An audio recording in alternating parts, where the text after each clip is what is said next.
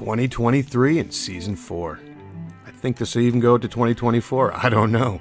All I can tell you is that we've been sailing the boat and enjoying ourselves. Minimal amount of boat work this year, but that's okay. I want to enjoy my family, I want to enjoy the boat, and I also want to enjoy some boat drinks. Nothing better than being sun-kissed on the water.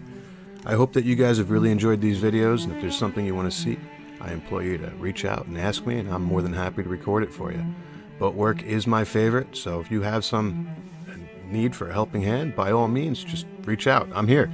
But until then, I hope you guys hit that like and subscribe button, and cheers to you in the water.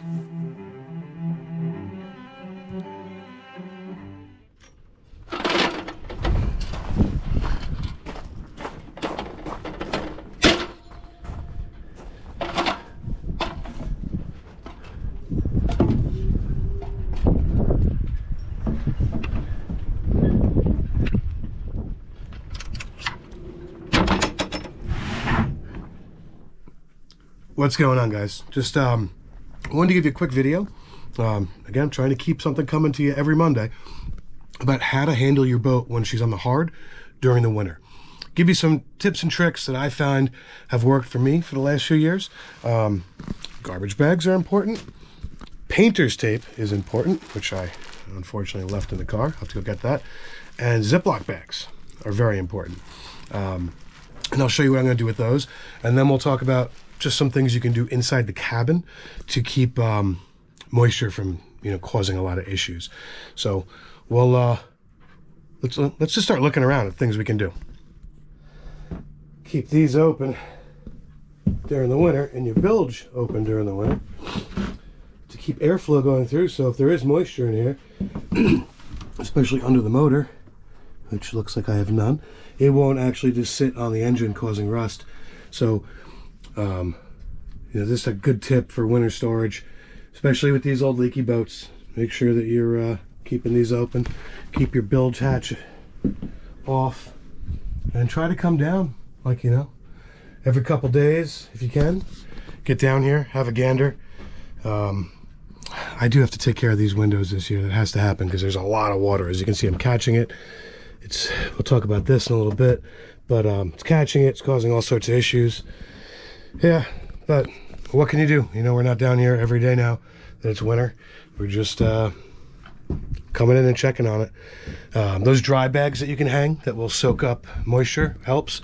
The other day I was here and the whole inside of my main cabin up here was just drips. It was just water. All the condensation was sitting in here because there's zero airflow.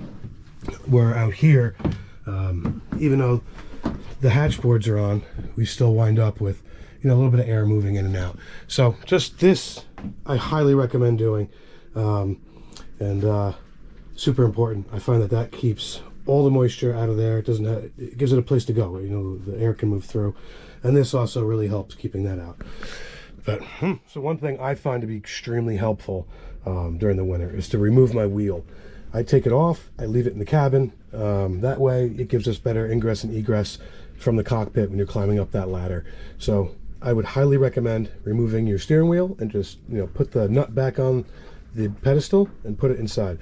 Also, if you have an autopilot, we don't need to let this sit out in the sun. Now, I don't shrink wrap my boat. Call me crazy. I put a small tent over the cockpit. It's bungeed on, very important. I don't tie anything super strong to my stanchions because if the wind comes and it's going to rip it off, I don't want my stanchions getting any stress put on them. I'd rather the bungees just break and I can replace a $15 tarp. So doing, taking the wheel in and covering the pedestal, pretty important. I also take my belt for my autopilot and I leave it inside. Again, we don't need UV on there, and I can't cover the pedestal also with the garbage bag if the wheel's on.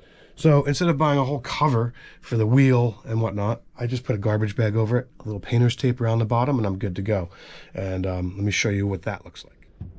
All right, so I don't actually go crazy covering this. I just try to cover up the compass and a little bit of the steering. I also like to leave the bottom opened. That way it doesn't hold in moisture. Just enough to keep the rain off some of the components. My two main winches, I do I just put some bags over them. I'd like to do these as well, you know, why not? And you can see the tarp that I have on here. It's really just to keep a lot of the moisture from being able to get down in between the boards. Other than that, other things you can do depending on your leaks. I have quite a few coming from the back. Sometimes I'll run a bead of painter's tape, which I'm going to do today, just around the edges to keep some of the water out of there. I find that during the summer when I wash the cockpit, that this particular locker will take on a lot of water. Something with this beading here, it's not holding it in very well. And this one, I don't generally have an issue with, but something to think about. You can put some painter's tape over those, and that should help you out a lot. I do come down often and check my bilge, and quite often there will be water in there. So I keep a bottle of pink that's not being used in case any ice starts to develop or it's going to be really cold and we have a rain. So generally it's like late fall, early spring when you're getting really warm days and you're getting rain, and then the next day might be 20 degrees again. I like to make sure that I have some pink in there so we don't wind up with ice. I don't like the ice. Ice is bad. But just a couple of those little things right there are, you know, all you need to do. Again, you can get those hanging bags with little beads to suck up some of the moisture. You can even put a dehumidifier down in that you can run when you charge your batteries. Speaking of charging batteries, I keep on Artemis an extension cord that is pulled all the way over to my electric pedestal, and then I use an adapter. And even if I'm just coming down or if I'm working in the area, I always try to plug it in for a couple hours every time I'm around. I leave my batteries on all. That way, if water does get into the bilge, the switch will pump it out. And again, I'm at 14.3 right now. I haven't been down here in a few weeks. Just plugged it in, so that's really not half bad. And if you're wondering why I'm heavy of breath, excuse me, I caught some crazy cold. I don't know what it is, but it sucks. It's terrible. Lost my voice, got pink eye, can't hear. What are you going to do? At least it's all going away. But again, if you guys have any questions, comments, or concerns, or you need some tips or tricks for cold weather storage, by all means hit me up. I will say, if you're getting into tarps, I find this to be the safest. Yes, I leave my sails in my boat. They're old, and I'm not worried about it. I've done it for 3 years with no problems. But now Adam tarped his boat. He must have been down here recently because we had a big rainstorm and the whole back was filled with water. He needs a frame on there. So if you're tarping your boat, this is not how to do it. Sorry, Adam, for calling you out. But you need to get a frame onto there so you don't wind up with puddles in the back. And I'm assuming he came down and he took care of that because, like I said, about 3 days ago, that was full. Or one of the nice people here helped him. This is all you need, though. A cheap little tarp just to keep water from coming down into your companionway. All right, guys, cool. Hope this helped you out a little bit. The only reason I'm doing this one is because someone actually asked me about it, and I figured I'd just put it out for everyone to see.